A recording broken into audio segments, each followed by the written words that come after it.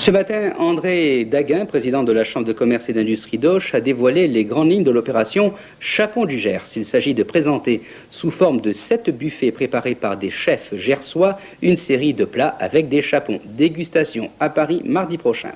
Beaucoup d'entre nous ne savent pas ce qu'est un chapon et surtout qu'il fait partie des plus fortes productions de volailles dans la région. Voici un reportage d'Hélène Erlinsen et de Selim Fares.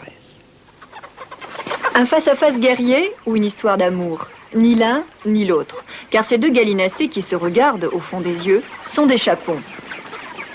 Un chapon, c'est un poulet fermier du Gers sur lequel on a procédé à l'ablation des testicules.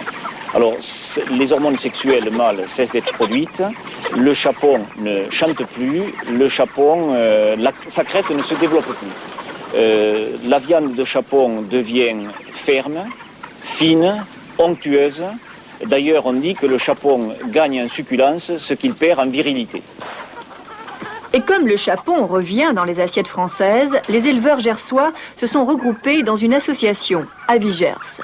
Résultat, 300 éleveurs pour 50% de la production nationale. Mais si l'élevage est traditionnel, le chaponnage l'est moins. Amélie, qui a 82 ans, se souvient. On les faisait, on enlevait quelques plumes au-dessus de l'anus et puis on enlevait le testicule, bien sûr, et on recousait. Bien des fois on les réussissait, comme d'autres fois on le tuait parce qu'il n'était pas réussi. Et puis après on lui coupait la crête aussi, bien sûr. Quand on l'avait recousu, on lui coupait la crête et on cautérisait, soit avec...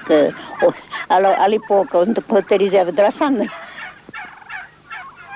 Voici à 9 semaines un poulet et un chapon. Et à 20 semaines, quand l'un pèsera 2 kilos, l'autre 5. Une production importante, vendue aussi bien dans la grande distribution que dans le commerce traditionnel et la restauration, où il se cuisine à tous les goûts. Ces grosses cuisses de chapon bien enrobées de graisse fine vont rissoler une bonne demi-heure. Les ailes, on va les garder comme ça et les cuire tout simplement à sec. C'est très diététique, à sec, sans gras, sans rien, juste salé et poivré dans une salamandre. Ça va être très vite cuit, ça en 2 minutes de chaque côté, ça y est, quelquefois moins.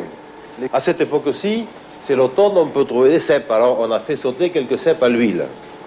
Et puis on a fait aussi un peu de ratatouille, c'est-à-dire des petites aubergines, des petites tomates, des petites courgettes, des petits piments, sautés séparément pour les déshydrater, passés un peu au four pour qu'ils se sèchent, et puis cuits ensemble après. Tout ça, ça a des couleurs de rissole, des couleurs alimentaires dérivées du marron.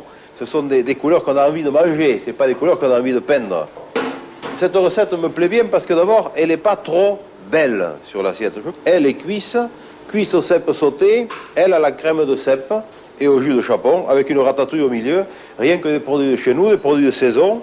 Et je crois qu'avec des idées de ce genre, on peut peut-être relancer un peu la consommation du chapon, et en tout cas, là, c'est fidèle au goût qu'il doit avoir et c'est pas un contresens.